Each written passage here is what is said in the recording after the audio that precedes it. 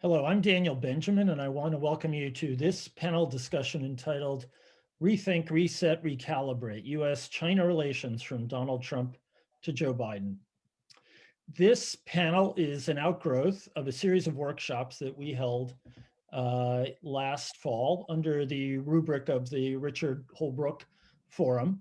And they were entitled a U.S.-German Dialogue on China, Approaches Toward a Coordinated Policy. We were fortunate to have as our fellow in charge of that effort, Dr. Elizabeth Economy, our Richard Holbrooke Fellow, and we're delighted to welcome her again, together with a group of members of those workshops who will serve as a panel after she speaks. Let me begin with some introductions.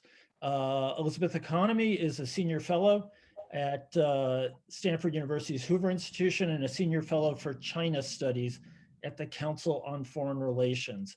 She is an acclaimed author and an expert on Chinese domestic and foreign policy. Her most recent book is The Third Revolution, Xi Jinping and the New Chinese State, which has been reviewed with great acclaim and has been given a number of different awards. Her book, The River Runs Black, The Environmental Challenge to China's Future, was named one of the top 50 sustainability books in 2008 by the University of Cambridge.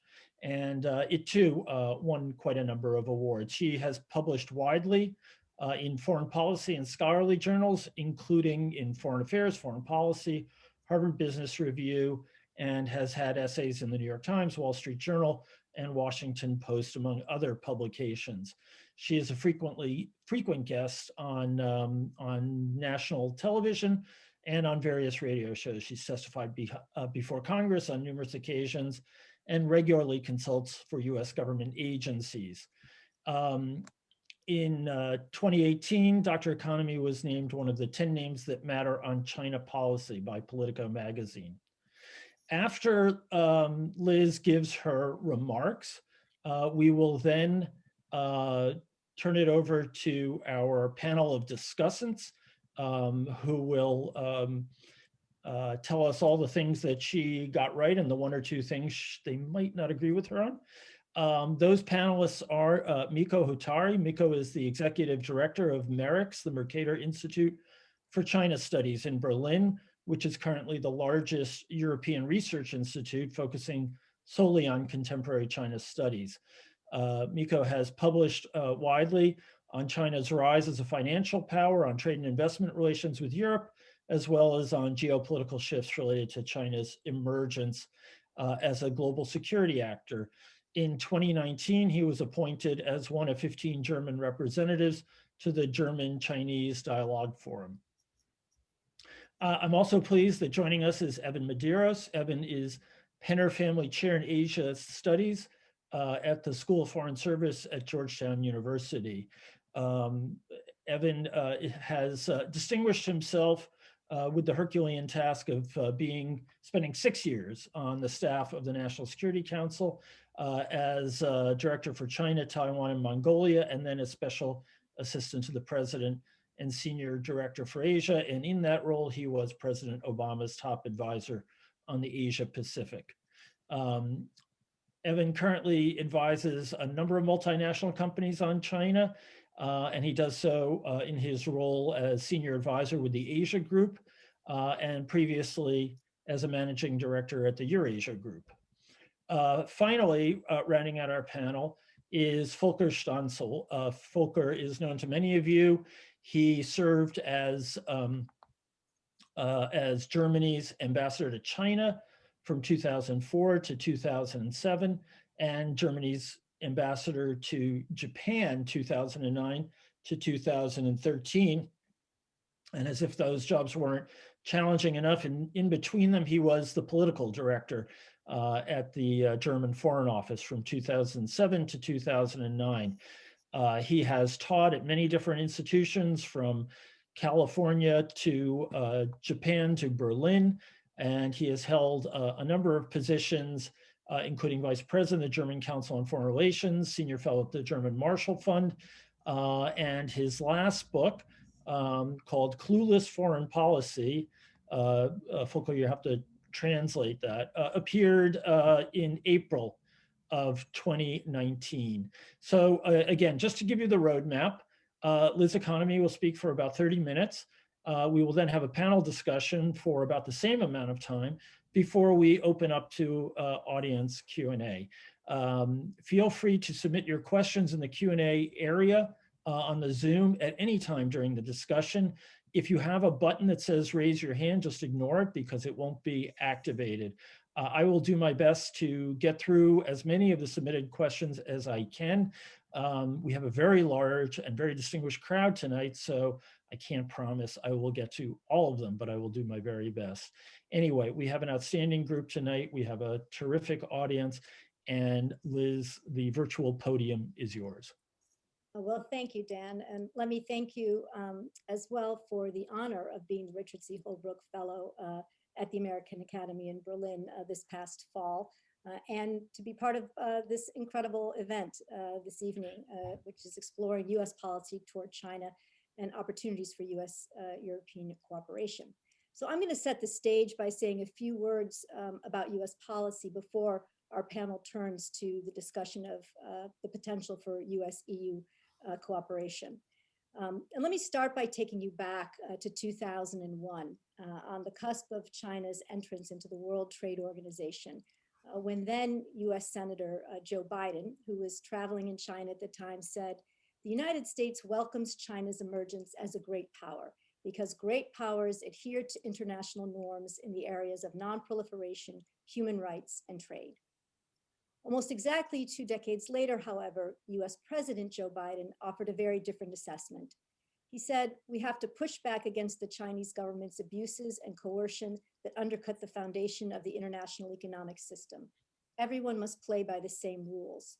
We must shape the rules that will govern the advance of technology and the norms of behavior in cyberspace, artificial intelligence, and biotechnology so that they are used to lift people up, not used to pin them down. We must stand up for the democratic values that make it possible for us to accomplish any of this, pushing back against those who would monopolize and normalize repression." I think President Biden's 2 statements really bookend both the promise and the ultimate failure of US hopes concerning the path that China would follow as its economy grew and it integrated more fully into the international system. US policymakers believed that if the United States encouraged China's integration into the liberal international order, that this process, coupled with the rise of the middle class in China, would accelerate economic and political liberalization within China and make China a responsible stakeholder of the liberal international order. This was basically the promise of the US policy of constructive engagement. Instead, most Americans today would say that over the past decade or so, China has moved in a radically different direction than the one that we anticipated, and that there's been a sharp deterioration in the US-China relationship. Now, certainly it takes 2 to tango, and both countries are to some extent responsible for the challenging bilateral situation. But I would quote my friend Wang Jise, who's also one of China's leading scholars of the United States. In 2018, he said, "For over 200 years, the United States has never changed its strategic goals for its relationship with China: free flow of goods and capital, and free flow of information and values. Chinese have always had reservations or imposed boycotts to oppose these 2 goals. We should criticize and have reason to criticize the United States, but we should realize that China's own actions have changed Sino-US relations and US perceptions of China. If we are looking for the cause, it was the change in Chinese policy that led to adjustments in US policy towards China. US policy has changed because China changed." So what I'd like to do is spend a few minutes talking about how China's policy has changed and how that has impacted US policy. In terms of Chinese policy change, I think there were really 2 important inflection points in the recent past. The first was in 2008, when China hosted the Olympics and the US hosted the global financial crisis. At that moment, Beijing began to question the value of engagement. As Vice Premier Wang Qishan famously said to US Treasury Secretary Hank Paulson, "You were my teacher, but look at your system, Hank. We aren't sure we should be learning from you anymore." Senior Chinese officials began to call for the world to move away from the dollar as the world's reserve currency, and China began adopting a more assertive voice on the international stage, particularly around issues such as the South China Sea. At least in part in response to this newfound Chinese assertiveness, the Obama administration developed its pivot or rebalance to Asia that called for a greater hedge against China, a stronger degree of US military, economic, and political engagement in the region. But I would argue the dominant narrative was still one of engagement, although perhaps it switched from engage but hedge to hedge but engage. The second inflection came in 2012 with the selection of Xi Jinping as General Secretary of the Chinese Communist Party. And I would say that Xi ushered in 4 significant shifts that made China more authoritarian at home and more ambitious abroad, and really closed the book for most China analysts and US policymakers on the notion of engagement in the United States.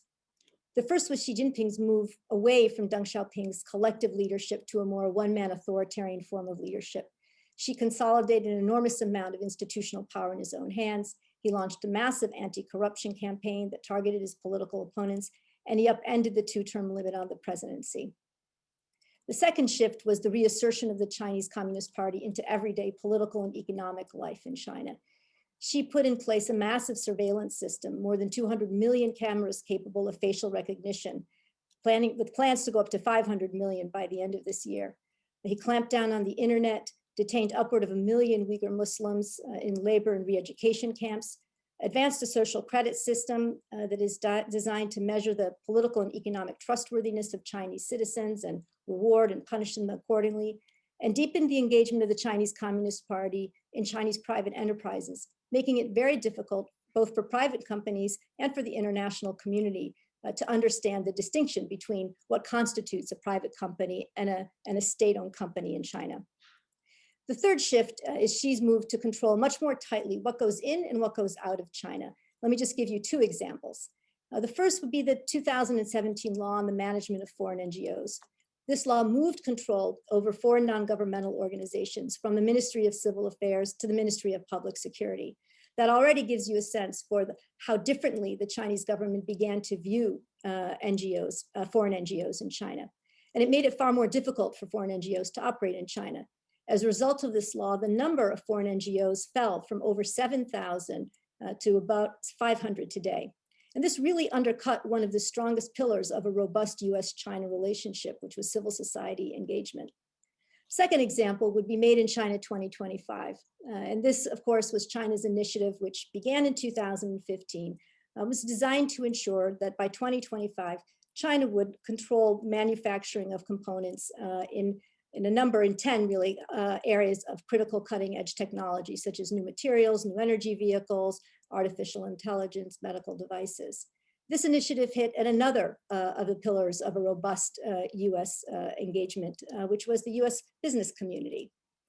And at the same time as China was moving away from reform and opening up at home, it was adopting a much more ambitious and expansive approach on the global stage. And this really has played out on 4 different levels. The first has been Xi's move from staking claims around sovereignty to realizing them. At the heart of Xi Jinping's great rejuvenation of the Chinese nation is the reunification of China itself. And that includes Hong Kong, Taiwan, the South China Sea, but also contested territories with Japan and India.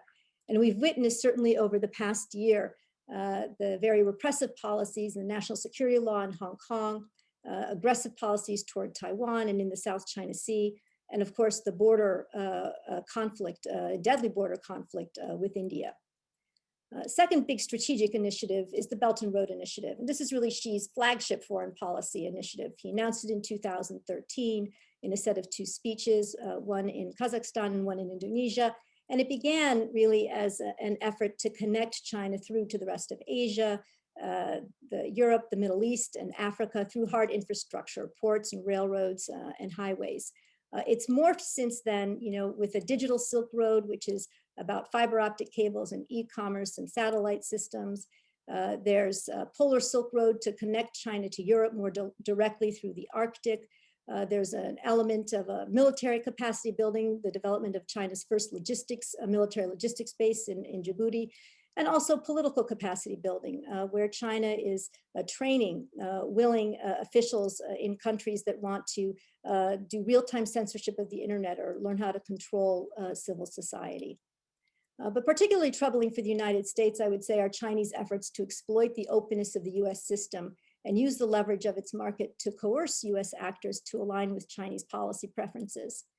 For example, when the general manager of the National Basketball Association's Houston Rockets team, Daryl Morey, tweeted, "Fight for freedom, stand with Hong Kong," in October of 2019. China stopped broadcasting the basketball games for a year and canceled all the licensing deals for the Houston Rockets. But more importantly, CCTV issued a statement that said, any issue related to sovereignty or social stability does not fall within the purview of free speech.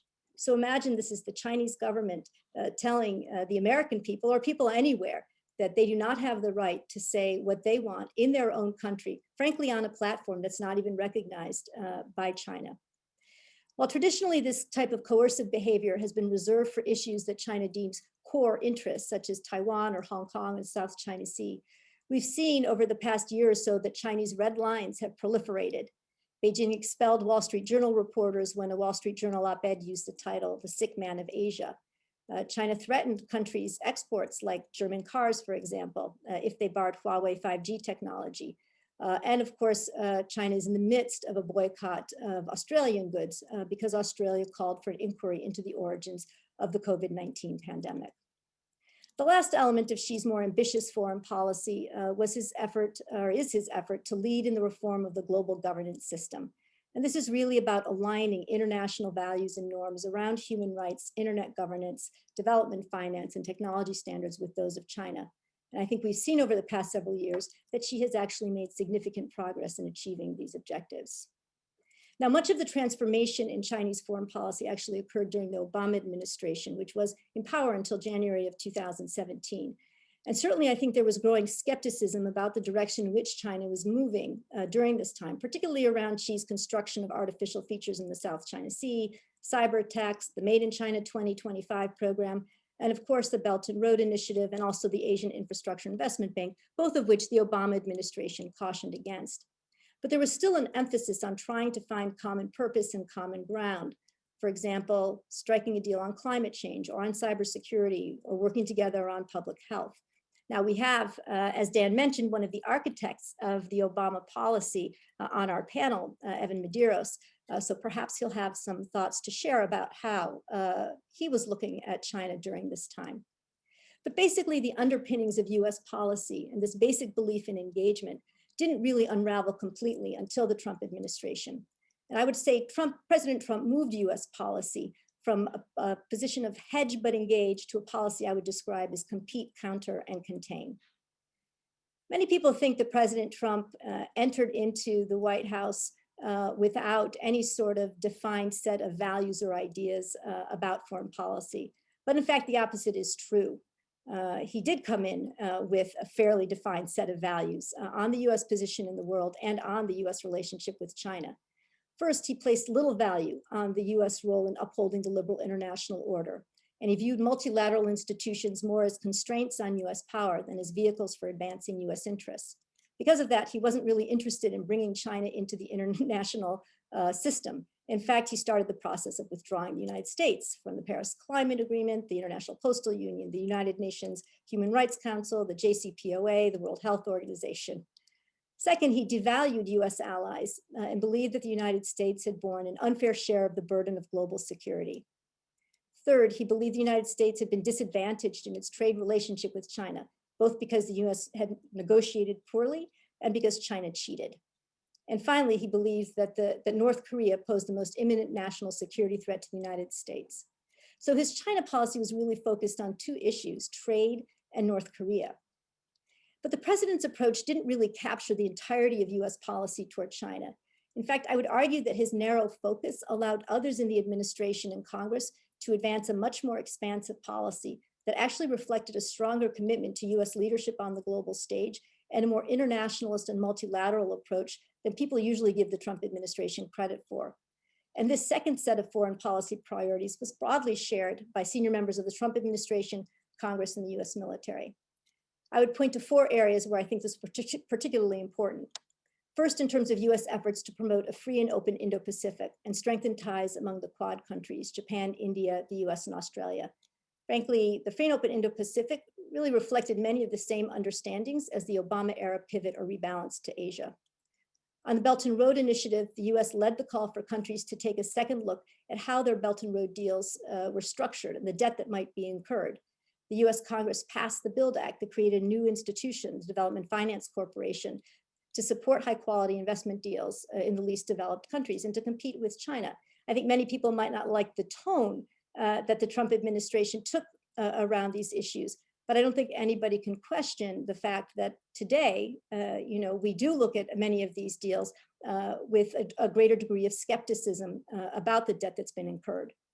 The third area may come as a surprise, but I think the US maintained and even in some ways amplified its efforts to promote human rights and democracy. The US strongly supported Hong Kong democracy activists, sanctioned officials in Hong Kong and Xinjiang, put companies involved in surveillance in China on the US entities list, and provided very strong political support for Taiwan as well as increased arms sales. And finally, the United States also led the charge to try to limit China's influence on the global stage, most notably in its campaign against Huawei, but also in the United Nations. So despite the fact that President Trump didn't care about the United Nations, officials in the administration worked hard to prevent China from undermining values around human rights and internet governance and from inserting the Belt and Road into UN agencies and programs. So even though we didn't want to lead in the United Nations, we also just didn't want China to lead. So I think it's important to understand the Trump administration policy as two distinct sets of policies, one that was pursued by the president and one that he signed off on, but was developed and pursued outside his vision, and which, while noticeably more hawkish than the Obama administration, nonetheless retained many of the fundamental values and ideals of the Obama administration and more traditional US foreign policy. So where does the Biden administration fit on this spectrum of engagement or hedge but engage to compete, counter, and contain? First, let me say that I think we may be at a third inflection point as a result of the COVID-19 pandemic. But it's less clear to me what the outcome of this inflection is going to be. On the face of it, the pandemic would seem to mark an acceleration of China's rise and the US decline.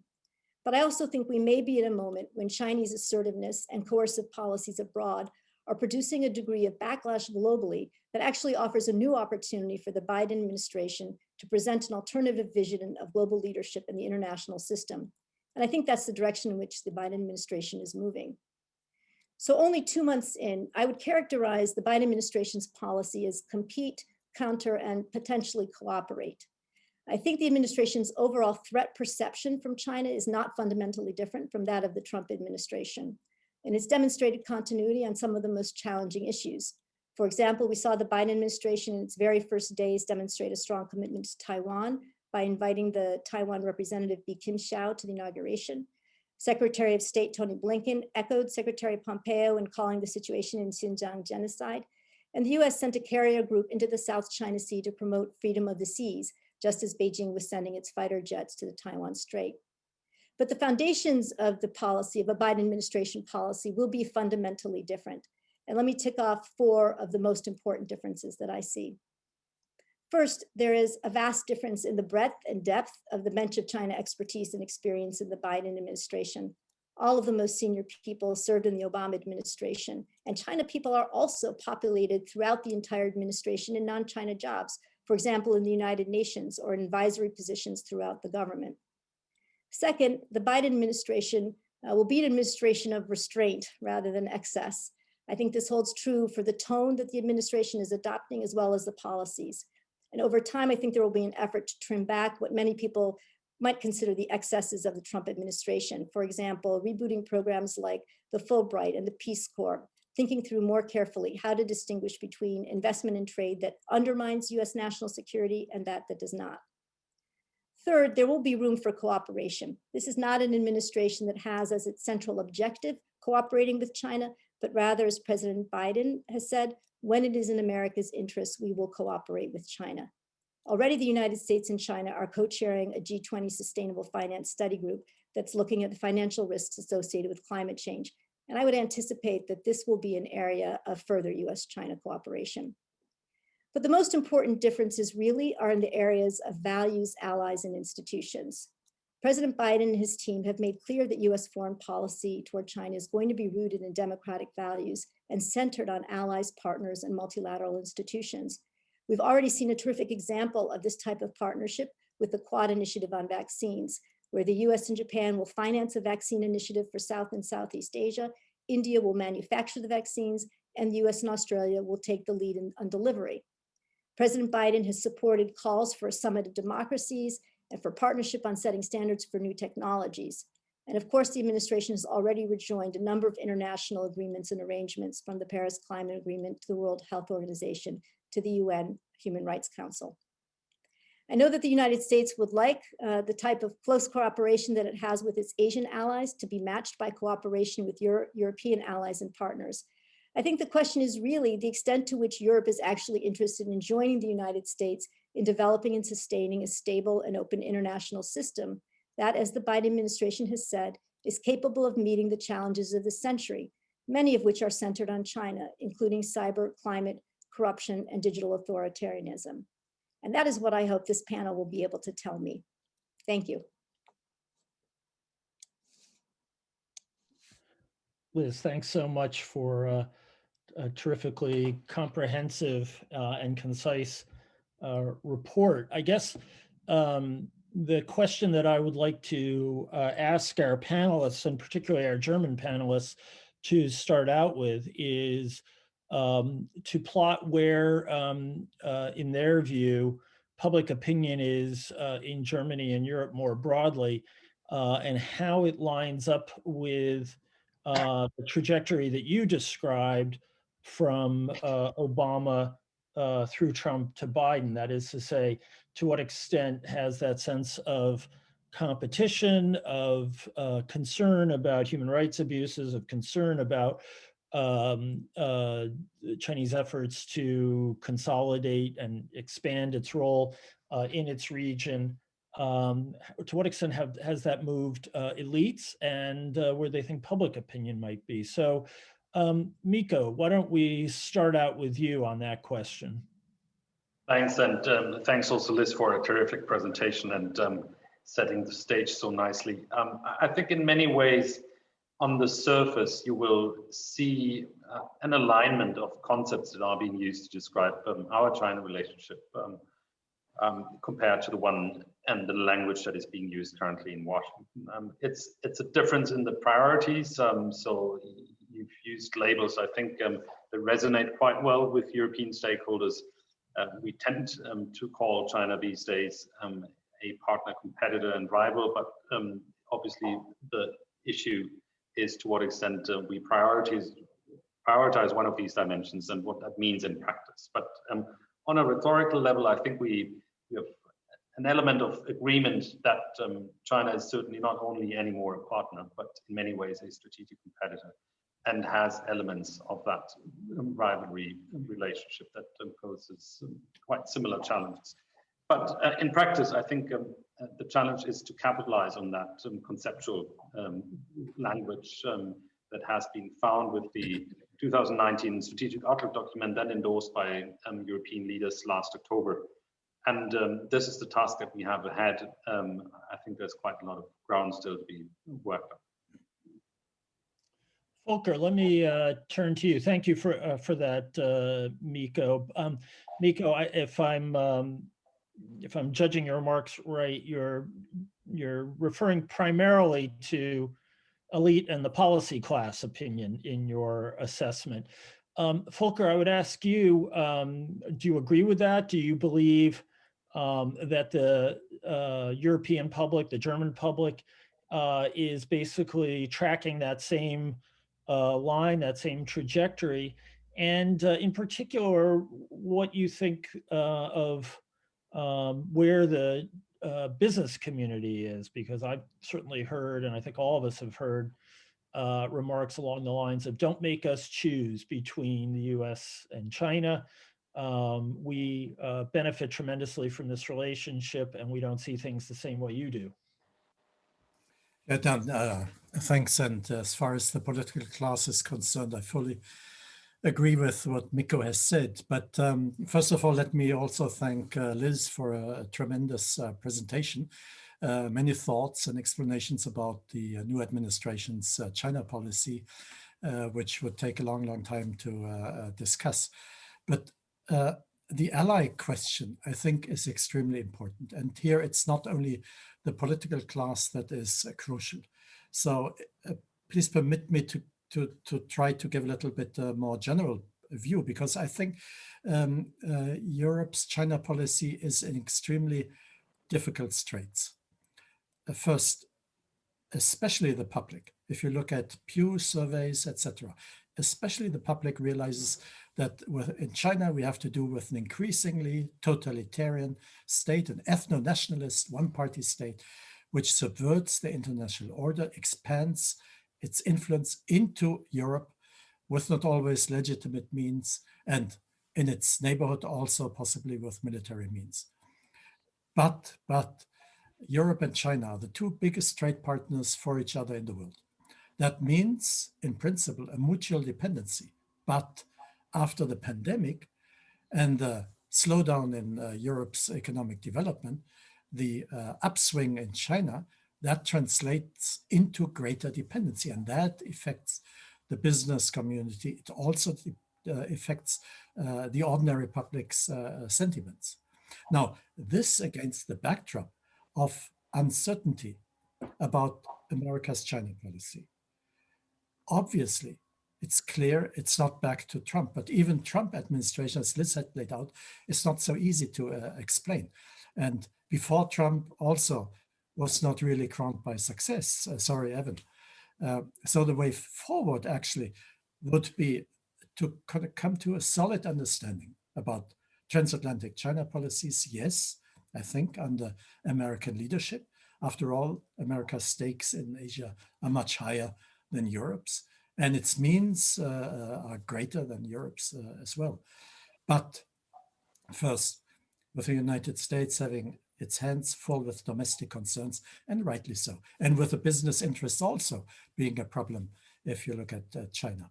And secondly, with looking at Europe, German elections this year, having begun last Sunday, where Merkel's party already suffered a tremendous defeat, and the French presidential elections coming next year, and the status of Great Britain, its relationship to the EU after Brexit being totally unclear, we're in a very, very vague, fluid situation. So it's hard to imagine anyone wanting to take far-reaching, solid decisions, which I think would be necessary, and to take decisive steps. Now, the way out is the US, I think, moves ahead, circumspections, dynamically with the Quad, as just been begun, with building alliances, as Liz had laid out, in Asia. And rather than seeing this as a competition, Europe's task would be to make efforts to turn this into structures which aid ourselves, Europeans, to help us define our own road ahead, like the Indo-Pacific guidelines that the EU is presently preparing.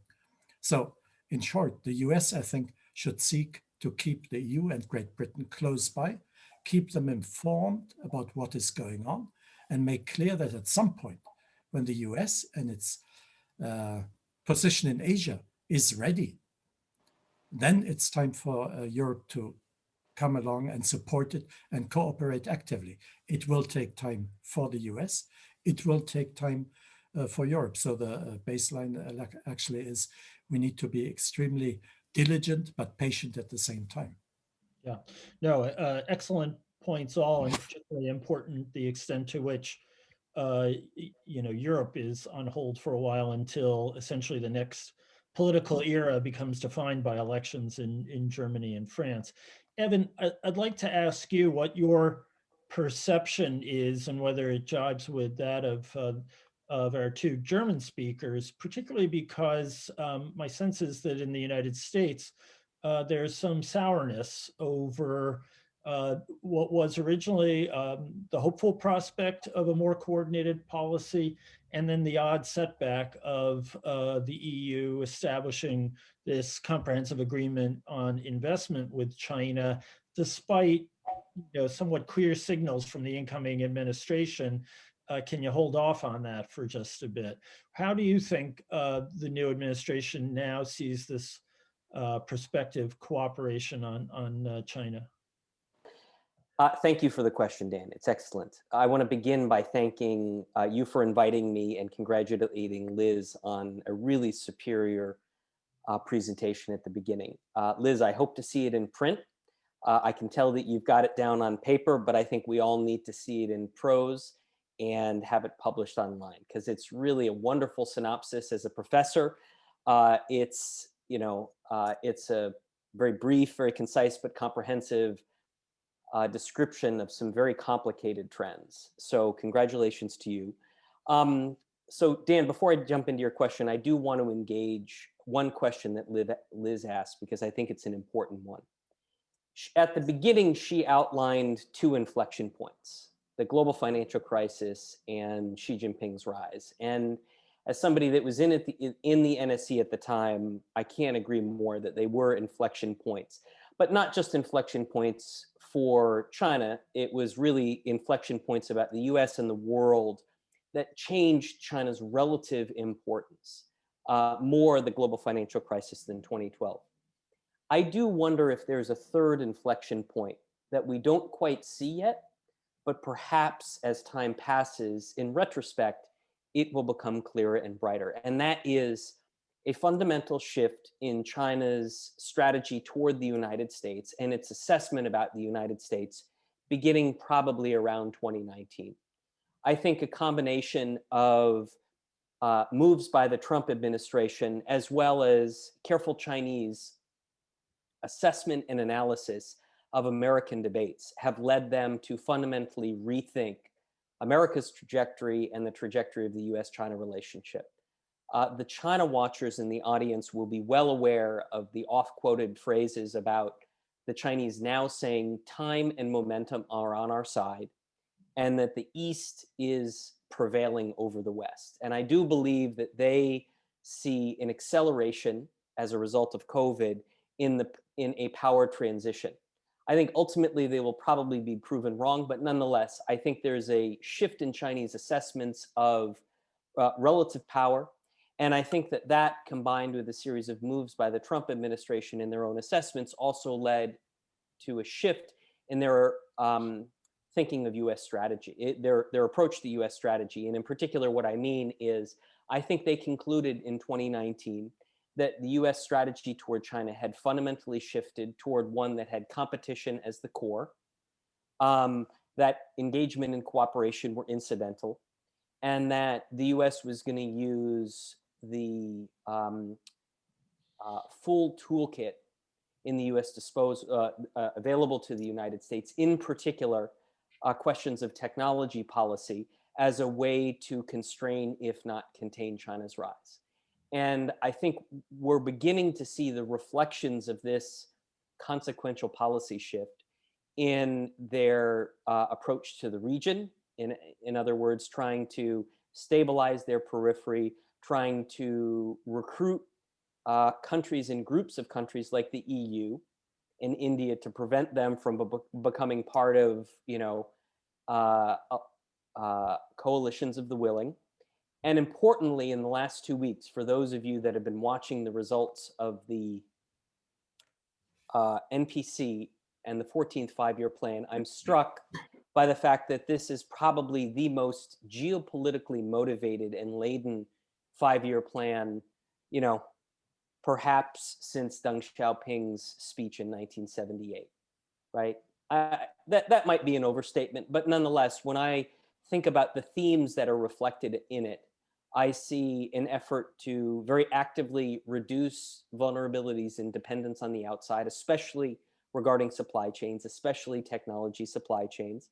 I see very substantial efforts to do, of course, what the Chinese have been trying to do for a long time, but stepped up, which is expand domestic consumption, but especially the digital economy with this very substantial investment in digital infrastructure as a way to build a domestic economy around technology that will feed advanced manufacturing. So this looks like a sort of hyper economic engineering project that has as its basis concerns about an increasingly unfriendly, if not hostile, external environment, including in technology sectors. So I don't mean to go on, Dan, but I feel as if we're going through a moment where there are some pretty significant shifts in Chinese perceptions of U.S. strategy. They're adjusting their domestic and foreign policy, and that's going to have big consequences, of course, for U.S.-China relations, but also the prospects of U.S.-EU collaboration on China. So to your question, Dan, sort of I think about U.S.-EU collaboration on China sort of like I think about the future of soccer, or our European friends call football in America, right? It will always be in our future. In other words, we're constantly going to grasp for it, probably never going to get there, but we'll never stop trying, right? The reality is that I think that there are some limited episodic ways in which U.S. and America and our friends in Europe are able to align on concerns about Chinese behavior. But even that alignment often finds it's difficult to find a policy expression to it, because it usually involves doing costly and risky things where the US has a much higher tolerance than our friends in Europe. And so, do I think it's going to grow from the current baseline? Yes, but the current baseline is pretty limited and pretty modest. And, while I've been encouraged by French activity, British activity, naval activity in the South China Sea, it's not really going to change the needle substantially. And, I have yet to see the kind of political leadership in Europe. Perhaps in Britain now, the politics in Britain are changing substantially. And I think sort of when I think about America's engagement with Europe, probably the greatest opportunity right now sits in London. And because a combination of politics, capability, and, challenges from the outside, Hong Kong was a big trigger. I think you're much more likely to see sort of a Washington-London much higher degree of coordination. So I think this is an important goal. It's one we worked on in the Obama administration. We obviously didn't have much luck. Look, when we think about the China challenge, the core issue at the heart of it is, how do you balance economic interdependence with security competition, right? And that's sort of the core issue. It's more complicated than that, obviously, but it's the core issue. And I simply don't see political leaders in Europe that are willing to make the trade-offs necessary to pursue a China policy, that reconciles that trade-off. And that's not a criticism. Every country should do what's in their national interest. I just have very modest expectations for the ability of the US and the EU to work together in a way that would actively blunt, constrain, deter, or shape Chinese power. Over to you, Dan. Yeah. So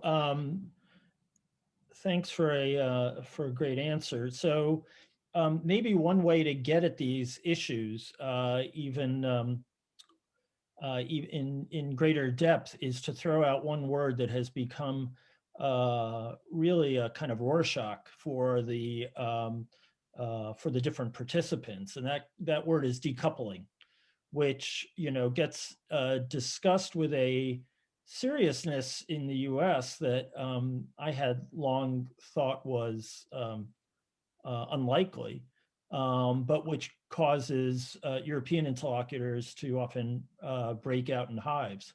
So maybe one of our, maybe Mikko or Volker might give us the canonical view from Berlin on what that word means to everyone here. And then we can turn back to you and Evan and perhaps Liz to see what it means to Americans early in the Biden administration. Well, Volker will have a better answer, but I think that if you ask for the canonical answer, it's probably no one in Europe wants decoupling. And that's the standard answer that you get. And that's true for political elites, but also obviously business. And a paradoxical response to global decoupling trends that I see as a continuous trend is growing localization of European business in China. So it's actually more China, not less, because that's the safest bet to maintain business in China while also trying to diversify away from it. I think, again, maybe that's a question of also framing issues. You can have a much healthier and productive conversation with European counterparts if you start talking about resilience, diversification, strategic autonomy, open strategic autonomy, etc. But decoupling from China is a hard sell. On the other hand, I think we shouldn't underestimate the trajectory that European thinking about China is on and the long way that it has come already. And that there's a growing, I think, awareness and also action on certain core issues in relation to political developments in China that we shouldn't underestimate. And they will drive forward also aspects of partial decoupling going forward.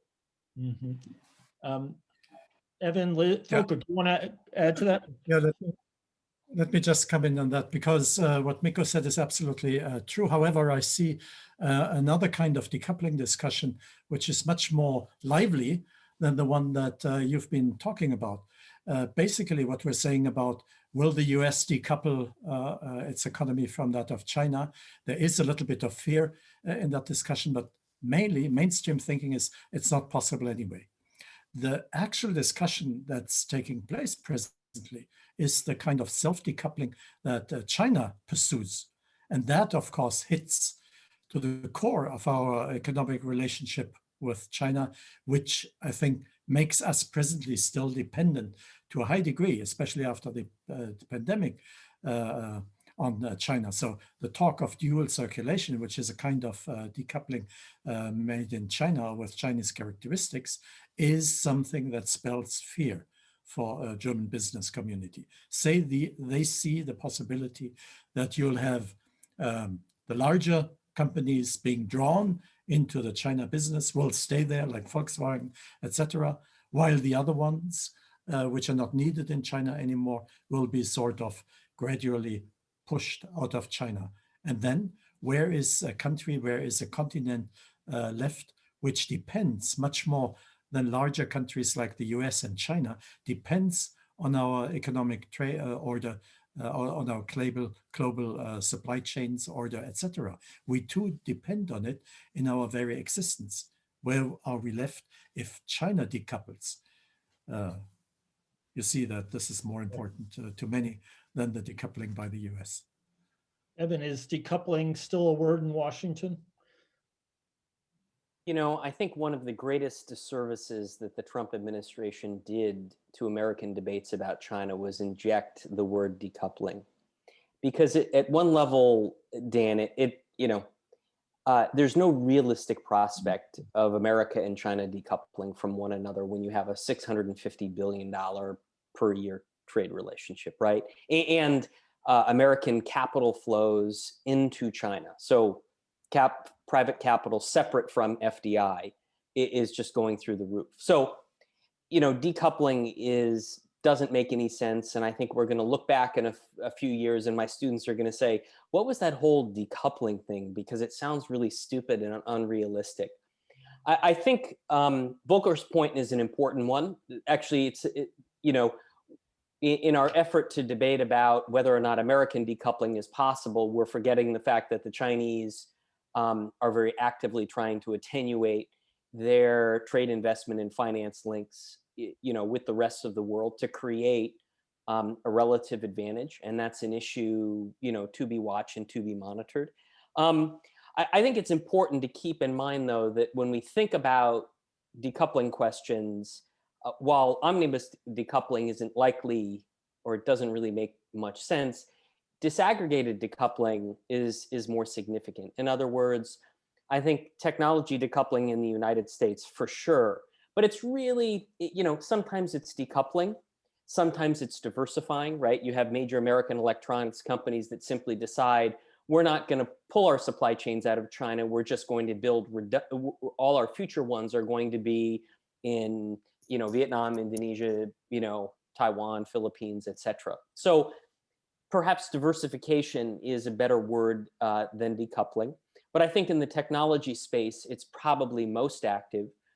But the other side of the coin, Dan, is a recoupling. So there are dimensions of the U.S. China relationship that are growing like gangbusters.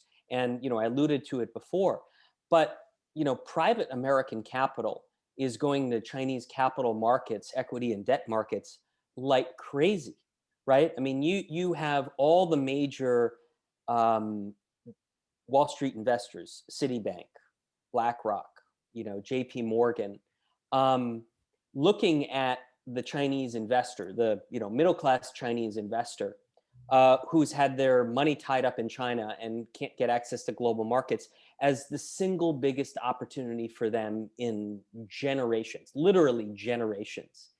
So, what you have is, a whole constituency in the United States looking to grow their presence, right? And if we get to a point, if the Chinese are comfortable enough that they begin to liberalize their capital account and allow capital to outflow from China, I mean, this is going to change the global economy, right? I mean, the estimates of the amount of savings stuck in Chinese banks right now, is extraordinary, right? It's in the trillions. I mean, 20 to 30 trillion, right? Now, of course, the Chinese have to be careful. Their banks are not terribly healthy, and so you want to, avoid a run on the banks. But just even fractions of that having access to global markets. While we're talking about supply chains, et cetera, I mean, the whole issue of American capital going into China and then eventually Chinese capital hitting global markets, it's going to change the world. Okay. Liz, did you want to jump in on any of this? I mean, I think that the 2 points maybe I would just stress is first, yes, it's really important to remember that China kind of started the whole notion of decoupling, I think beginning with Made in China 2025 and now dual circulation, which is basically China saying they want to have their own mini global economy, right? From innovation to manufacturing to consumption, because they've got 1.4 billion people and they think they can do it all. But of course, they want the foreign capital that Evan was talking about. They want the technology that they need and the know-how, and then they want to be able to export. So of course, that's the dual part, and that's the integration, the continued integration with the global economy. And Xi Jinping back in the fall made that very interesting statement about ensuring that China remains part of the global supply chain, about basically luring foreign companies into China as a deterrent, right, against decoupling, as a deterrent against any hostile actions that other countries might take. So clearly they see, the importance of encouraging foreign capital and foreign investment in the Chinese economy continuing, even as I will say there seems to be increasing discussion of quote, decoupling in some respects, beyond the technology sphere. I mean, I think one of the things that, was being talked about around the 14th five-year plan and the two sessions, was the notion of agricultural self-sufficiency, right? And, making progress on any area basically where multinationals kind of have a hold and there's money to be made within China. So the tourism industry, hotel industry, pharmaceuticals, cosmetics. So it's going to be very interesting to me to watch, to see how China begins to put in place maybe some of those same non-market barriers that we've seen in the technological sphere, right? As a result of Made in China 2025, perhaps we're going to see some of those come into play in some other areas as well. So I think, yeah, there are two sides to the coin. But last point I'll make is that I do think this discussion is going to continue in the United States. The Trump administration came in and did, this huge sort of broad brush sweep, on listings in the stock market and on, putting companies on the entities list. And I think the Biden administration is going to take a long, hard look at sort of the full cross section of policies that the Trump administration put in place or started to put in place, and try to determine, what actually serves U.S. interests and what really doesn't, what's necessary for national security and what is not. So I think that's got to be part of the next 6 months for the Biden administration as well. So great comments all around. We are running out of time for our part of the conversation. So I just want to get in a few sort of very particular questions. First of all, Volker, Mikko, what are you looking for out of this first meeting that is going to take place in Alaska between Secretary of State Tony Blinken and Jake Sullivan, National Security Advisor on the one side, and the basically the foreign policy leadership from Beijing on the other? What, as Europeans, will you be focusing on? Well, first of all, I think this is really a chance for the new administration to lay out to the Chinese with great transparency, which is the first thing I would think would be important, with great transparency, their agenda, their expectations of China, to tell them what they're ready to do from the American side. So lay out the new administration's China policy as clear as it's possible, so that no one can say, we didn't know, including the hard stuff. The question is, how far should that be known to the outside world? Obviously, Europeans will watch, Asians will watch even more attentively. So what is there that should be said to the outside world? And again, I think transparency would be best. Let us know, let the Asians know, this is 1, 2, 3, what we laid out to the Chinese. And of course, what they replied, the Chinese will give it a different spin. That's obvious, but I think transparency and clarity about the American objectives would be the two most important things. Okay. Mikko, anything you wanted to add there? You don't have to. I think very much aligned with what Volker just said, but I think one key issue that is already being signaled in preparation of this meeting is a strong signal of support for allies. So the language on support for Australian positions vis-a-vis China, but also obviously on the Taiwan situation. Both of these issues I expect, and I think would do a great service to like-minded countries to be extremely clear on that and signal to the Chinese side that these are issues of massive concern and that they will not be non-respondent. So to what extent does the Taiwan issue and also the Xinjiang issue resonate in Europe, and particularly in foreign ministries and prime ministers' offices? Is that something that could have a catalytic effect on Europe's posture? It shows the conundrum that we're in.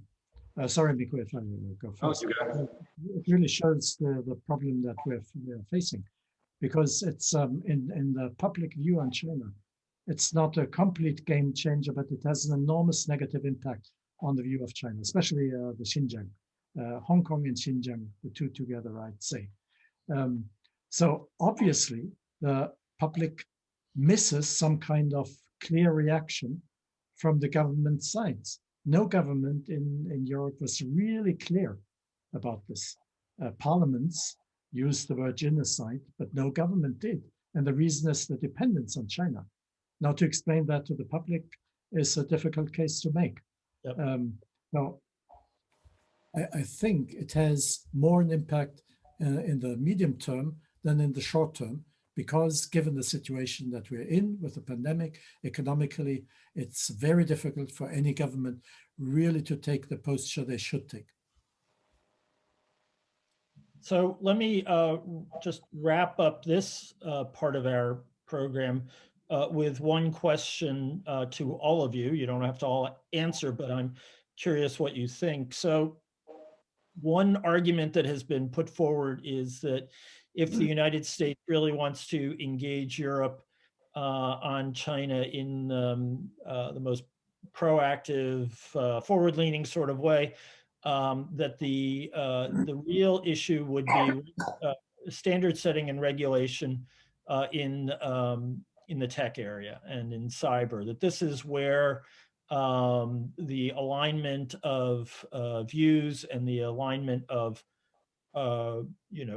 power in a global sense is most propitious, and that this would in effect steal a march on China's efforts. And I'm curious if that is a view that you would concur with. I leave it open to you as to which of you would like to engage or avoid that question. Dan, I'll bite. So Okay. I agree with your proposition. And if that's the area that's most likely to be fruitful, let's go for it. I would just remind our friends in Europe that the kinds of questions that we're facing with China's rise today, as Liz very articulately laid out, are big questions, right? These are war and peace questions, questions about the shifting distribution of power internationally and the need for the United States pretty quickly to work with allies and partners in shifting coalitions to aggregate capabilities to balance, blunt, constrain Chinese choices. And so if the best we can do is working together on technology standards, great. But keep in mind, there are bigger issues on the table. And it would be unfortunate if that's all we could do. But Gavin, I don't think Europeans have to be reminded of the importance and the fact that international power is shifting, and that there's other issues, including working through multilateral institutions that the US is just returning to. So I think it's important to recognize that we Europeans have a quite clear understanding of that picture, but not necessarily the unity to actually pursue these. And I would point to the important issue that Volker has made about, yes, a high degree of urgency, but at the same time, we need patience because of the situation currently in Europe. I think that's extremely important to recognize. But on your point, Dan, tech standards, and as, by the way, the Europeans have proposed to have a trade and technology council with our US counterparts, and I look forward to that actually materializing. So it's not that we are not interested in these issues, on the contrary. No, I wasn't suggesting that. So I'm going to start. Let me Yes, Liz. Yeah, so I think what Evan said is really important. I mean, there are bigger issues. That is clear. But at the same time, I would like to underline that European governments are not frivolously toying around with an alliance here and a friend there and cooperation there. It's very much the existence of Europe and its economy, which is at stake here. This is the big issue. And in order to align with the US the way you say we did not do during the past few years, and also not when you were in the White House, of course, has to do with the fact that we're not always sure how reliable the United States is under Trump, especially. Liz had laid it out. You have one person there in the White House doing one kind of policy. You have another agenda in Congress. We need reliability in order to really tackle the bigger issues together. Well, Volker, I appreciate your sense of my importance. I haven't been in the White House in a while. Certainly not in a leading role. I was in the State Department not too long ago. But anyway, Liz, did you have something to add? I just wanted to make the point that I do think we have demonstrated some capacity to work together on the human rights front. I mean, there were 2 resolutions on Xinjiang where the United States and Europe and major democracies in Asia stood up at the UN to censor China, and there was one on Hong Kong as well. I obviously, I know that Germany was, and other European countries have been talking about, some form of a Magnitsky Act where you might be able to sanction, follow US lead and sanction particular officials who have responsibility for egregious human rights abuses in places like Hong Kong and Xinjiang. So I think there is room there. On the tech standards, everybody likes to point to this. There'll probably be some challenges with the US and the EU actually aligning our own tech standards before we then look to China as well.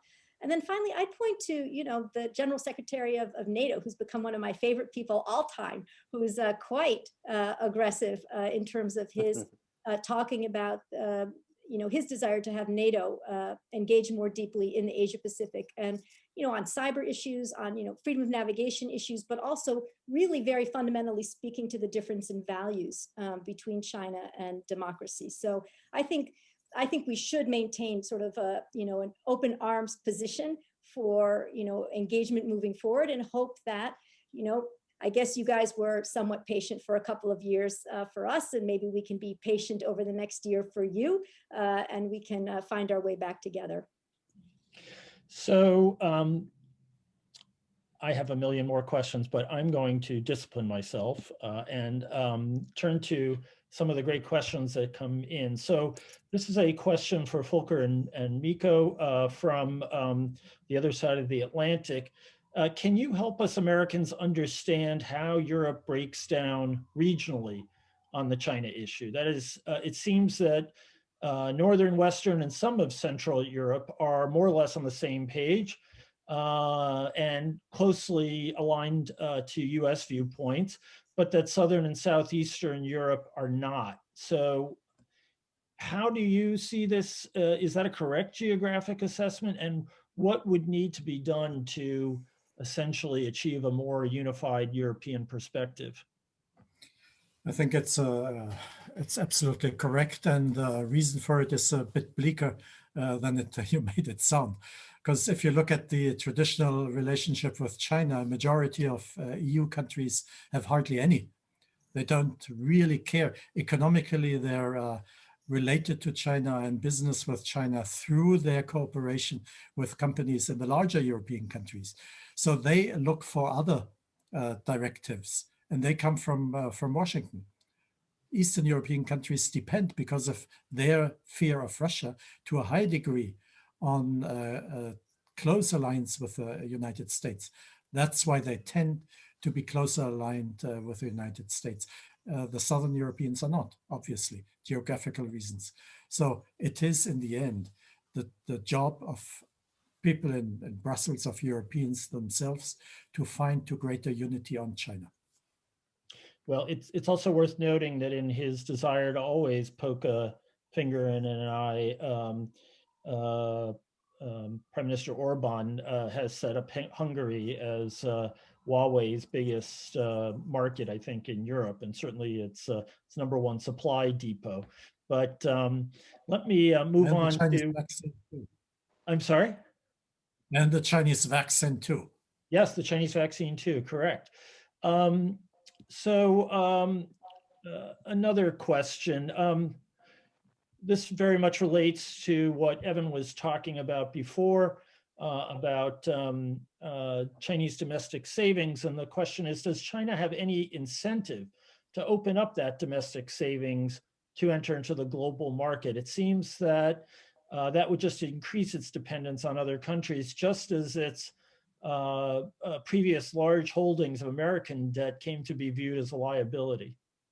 Yeah, so, you know, I don't, the history of private capital movements, capital markets interaction, is that they tend not to be terribly closely correlated with questions of strategic dependence or interdependence, right? In national investments about trade and investment do, but movements of private capital don't.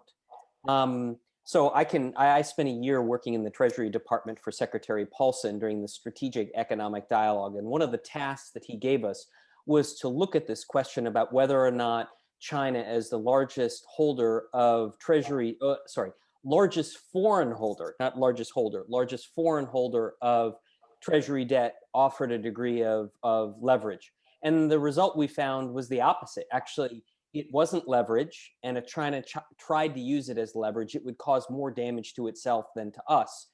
So, you know, so I don't really see the, you know, the possible liberalization of outward capital flows from China as sort of leading to a situation of China's growing dependence on the outside. The way I think about it more is that if it does happen, and I'm not entirely convinced it, you know, it will, it depends on a very complicated calculation related to the pace and scope of liberalization of China's financial services sector. But, you know, if it happens, what it means is that China will simply be more exposed to fluctuations of global markets that the government doesn't control, right? So what it'll mean is that you know, the Communist Party will simply sort of lose control of, or some degree of control of elements of their capital account that make them feel uncomfortable, right? And in particular, you know, it raises the prospect of their managing of their exchange rate more difficult. So I don't really worry about the question about sort of the dependency that the questioner asked about. It really comes down to, is the Chinese government willing to give up that degree of control that could lead to economic pressures that they would have to manage? Okay. Mikko, I think this question has your name on it. From a distinguished American economist, do you see a rise in industrial policy efforts in US and Europe to promote, quote, strategic technologies like AI and semiconductors to counter rising Chinese competition in these technologies? And what about the possibility of more US-European cooperation on trade and investment policies related to these technologies, a sort of made in the West effort to counter made in China in key technologies? I mean, first of all, let's recognize that this is happening full speed. We see, I mean, just last week, a paper on coming out of the Commission, but which points to a longer-term trajectory of European industrial policy revival, which for the first time, I think, features a global manufacturing share targets, quite similar to the ones that we have really hated about the Chinese Made in China 2025 strategy on semiconductors. So Europeans want to own 20% of the global semiconductors manufacturing by 2030. That's the stated goal now. I think the same is true for the CHIPS Act and other initiatives that we see potentially coming out of Washington going forward. So we are all in that game to some extent, and to a large extent, it's a response to the rise of state capitalism and sustained industrial policy technology plans in China. Is there a potential for collaboration in that space? I mean, massive challenges, obviously, because it's a competitive space. It's quite obvious. I see a lot of potential in the economic security space, where already informally on investment screening, and there has been quite some progress also to coordinate G7 positions. Much more difficult in export controls and research collaboration. But this is a space that is living and real, and I think we should invest in that. On the offensive side, pooling resources to jointly develop OECD, critical technology funds, etc. That's the ambitious tech alliance vision that I think would be fantastic to materialize, but it needs to be very specific, very targeted on current needs and not so much lofty visions for future industrial policy that might be aligned across the Atlantic. We haven't managed that in the past, we won't in the future. Okay. Evan, Liz, do you have any prophecies you want to share on the future of U.S.-China relations on climate? Sure, I can say a few words about that. I mean, I think, there already is, as I think I mentioned, some cooperation in the G20 between the United States and China on climate change. This is, they're co-chairing a group on sustainable finance. I think this is the area that is most often talked about in the United States as an area of likely cooperation. And I think given the Biden administration's commitment to really a pretty proactive and robust climate change policy, beginning with carbon neutrality in 2050, but also net zero emissions on agriculture and, really pushing forward on clean energy vehicles, et cetera. I do think that there is strong opportunity here. And I think you could see it in a number of different areas. For example, working with China to help it advance its emission trading system, which is, just kicked into, force now in the power sector, but is not very robust. And so, are there opportunities, for example, for California to, help out with that? There's, the potential, of course, for some pressure around issues like greening the Belt and Road. China right now has about 200 different coal-fired power plants at some stage of development along the Belt and Road. And Evan, in fact, sent me an email with an article from the FT recently talking about how China had indicated to Bangladesh that it wasn't going to support financing for coal-fired power plants in Bangladesh. But Evan, I haven't had a chance to tell you this, but actually back in like August, Bangladesh said they weren't going to move forward with coal-fired power plants, aside from 3 that are near completion, because they're just too costly. So I'm thinking actually that's just the Chinese responding and not yet a really significant shift in Belt and Road. So I think there will be opportunities for cooperation. And I think this is an area where certainly John Kerry, who's leading the U.S. side, is very interested in trying to find some common ground and common purpose. China's responsible for 28% of emissions in the world. So, they have to be completely on board. I guess, both the EU and the United States could probably make some headway by actually laying out the benchmarks for how they're going to achieve their 2050 carbon neutrality goals, and thereby encourage China to do the same. Last panel, because China, even though it has said it's going to have carbon neutrality by 2060, one of the things the 14th five-year plan did not do was really to lay out exactly how China was planning to get there. So I do think this is an area of potential cooperation, and one that hopefully we'll see some movement on. Dan, can I make 2 quick points? Sure. Of course. So the climate issue is interesting to me. So 2 points to keep in mind. First, I'm not convinced that the U.S. China climate agenda is solely cooperative. It's talked about as the cooperative side of the ledger, but I actually think that there are going to be competitive sides to it as well. Liz talked about the financing of coal-fired power plants. That may very likely continue. That will be an area of competition. There are a whole variety of clean energy technologies where the U.S. and China will likely compete as well. So, and I know there are people in the United States that look at certain Chinese policies and practices in competitive terms. So I think we need to avoid putting the climate piece on one side of the balance sheet. The other point is, even if net-net climate does become a cooperative venture between the United States and China, you have to ask yourself, okay, sort of, so what? And that's not to minimize it. I support it. Liz's work on it is great. But the reality is can the cooperation we do on climate, can it overcome the growing litany of distrust and diverging interests and risky actions that are occurring on both sides, on security issues, on economic issues, on technology issues?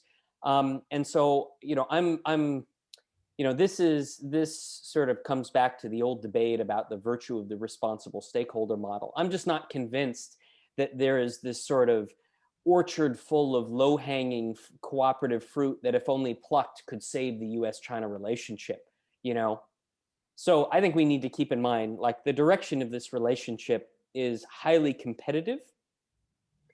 The expressions of that are increasingly militarized. And so even if we can find a cooperative agenda, to what extent will that affect the trajectory that I laid out? Big question.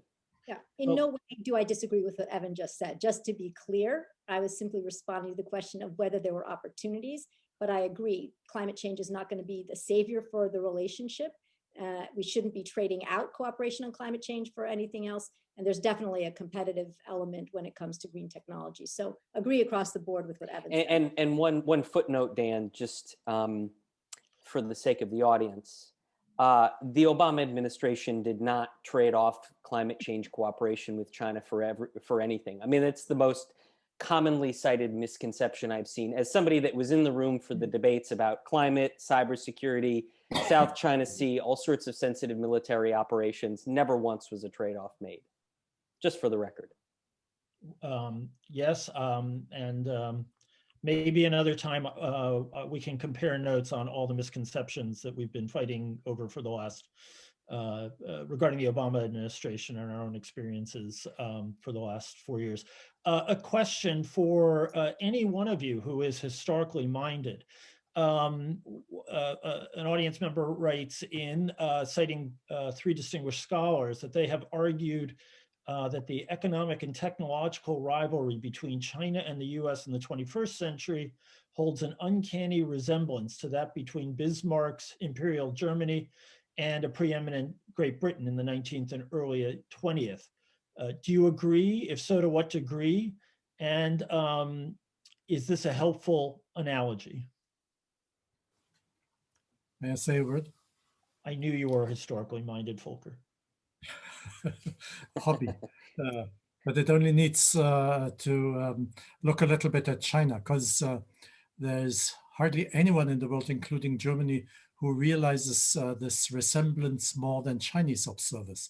And this is a fact since almost 20 years, the early 2000s, that you had articles published, you had this popping up in conferences, of course, on the TV screen in discussions. There could be a resemblance between the Kaiserreich in Germany and China today. You know, catching up and then getting overly ambitious, then challenging the ruling world power, and then meeting defeat. And the reasoning always was, we watched this, we learned this, and we will not repeat this mistake. So yes, this resemblance is clearly there to see, but it is also a lesson that hopefully some people, even in Beijing, learn from. Very good. Here's a pet question from me, although a number of other audience members have asked similar things. We are, what, about 60 days, 50 plus days into the Biden administration. It's a bizarre international landscape because of COVID, because of the delayed transition in Washington, which has left, I think, precisely one political appointee, the Secretary of State, in Foggy Bottom. And yet, at the same time, we are all, relentless scrutinizers of the tea leaves. And I am curious what particularly our European panelists think of the initial atmospherics, very limited outreach, and the rest to Europe from the United States. And I'll just sharpen this a bit by saying that as I see Congress pushing the White House ever closer to sanctions on Nord Stream, I wonder if they're really how much they're really thinking about this great new partnership to deal with China. How is this being seen in Europe? Right, so far. Okay, let's get the Americans first. Okay. Evan, are you begging off? Well, you're saying, as an American, how do I think the Europeans are perceiving American outreach to Europe? I would turn the question a little differently for you. Do you think America is taking the right steps towards Europe if it really wants European support in this grand global effort? The simple answer is yes, but I'm not a Europeanist. So what the policy question is the United States investing in those things that are of value to Europe and will resonate with Europe, or are we doing things that we think are worthwhile? So I really have to defer to somebody that focuses on European perceptions, interests, and policies to make that judgment. I think he effectively kicked the ball back at you, Volker and Mikko. Okay. I mean, just quickly, despite all the noise, sorry, Volker, you go ahead. No, come on. Despite all the noise on maybe Nord Stream and other issues, there's a level of serious discussions happening on critical issues that is important. We get right signals on Airbus-Boeing competition that is being subdued now. We get the right signals on NATO. We get the right signals on returning to multilateral institutions, working together on climate issues, etc. It might not necessarily be on the level of engagement that we see in Asia, but I think that confirms expectations to some extent. But I think this is a pretty solid start, and everyone is waiting to expand on that and build on that as much as possible. Volker. Exactly. Fully agree. That is the view, the correct view of the political class. It has not yet seeped into public conscience. Public observation is, you look at the newspapers, you read, okay, they threaten sanctions like Donald Trump did. You see the Iran nuclear deal, there's this agreement that Obama concluded, and now Biden comes into office and he doesn't step back into that agreement. He still negotiates about it, which makes it more dangerous. And then there's the export ban on vaccines.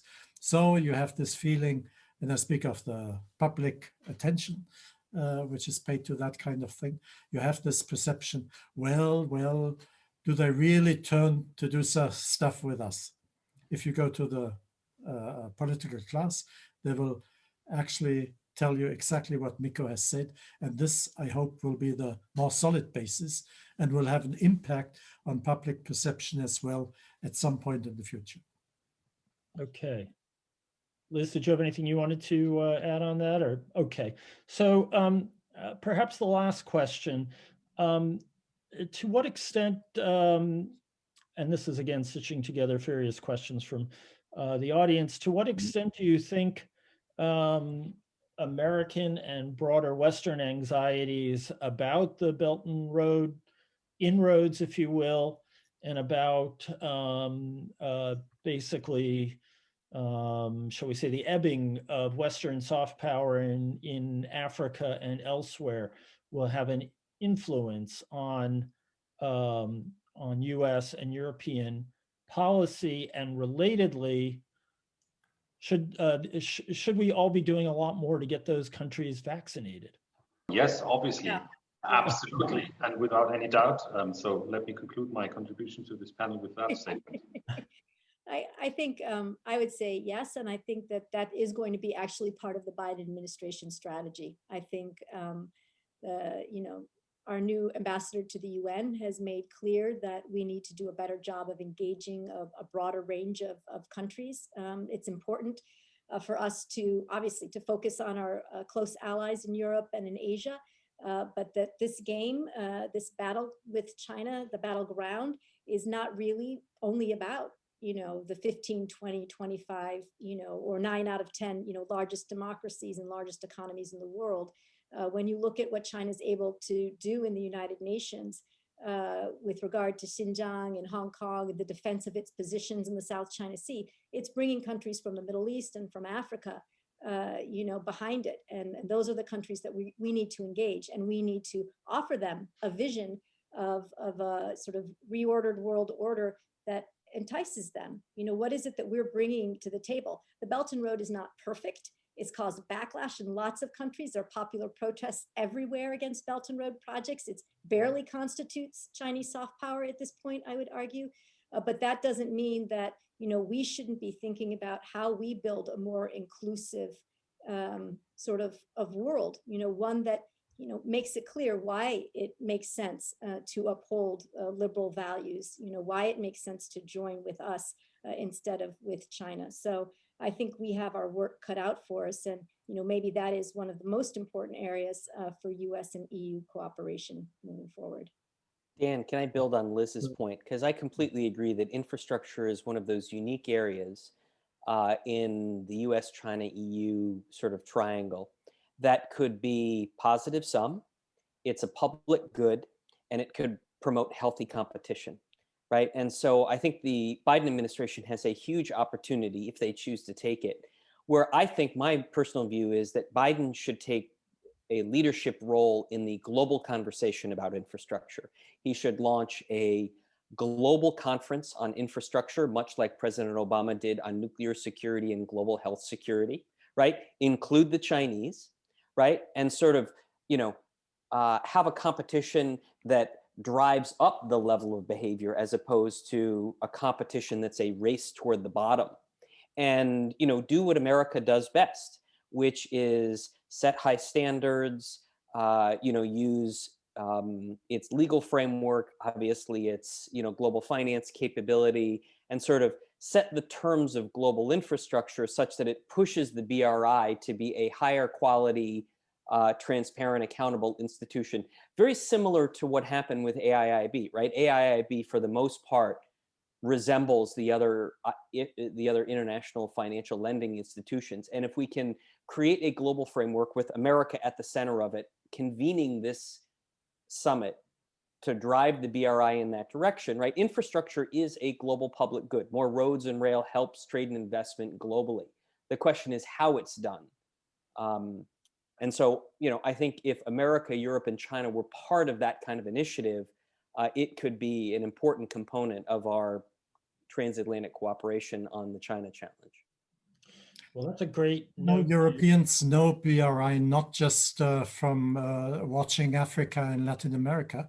It is inside Europe's borders. Europeans see how China plays the game of divide and rule. They feel what they're doing. They're observing it, what's happening in Poland and elsewhere. So America taking that on and putting it in a larger global frame, I think is an enormously great opportunity for solidifying transatlantic relations on China. Okay, well, two great interventions to conclude on, and I want to be mindful of our audience's time. I want to thank Liz, and I want to thank the panelists for really a terrific event, and for some just absolutely top-notch thinking and presentation. I want to thank the audience for joining us for this event. I hope you enjoyed it. I just want to mention that at the next of our online events this semester, we will be moving from terrestrial competition to extraterrestrial competition. Our next event will be the Airbus lecture. So we were talking about Airbus just a moment ago. The Airbus lecture, Virgin Galactic and the Making of a Modern Astronaut by Nicholas Schmidl, who is a staff writer for the New Yorker. That will happen Thursday. And please do consult our website, www.americanacademy.de. And I absolutely expect to see all the panelists there, and I very much look forward to our next event. So again, thanks so much for joining us. Thanks, Liz, for an amazing talk. And I hope that we can reconvene at some point in the not too distant future to talk about global infrastructure cooperation when Evan's views have been fully accepted by those who should be listening to him. Okay, and with that, bye-bye.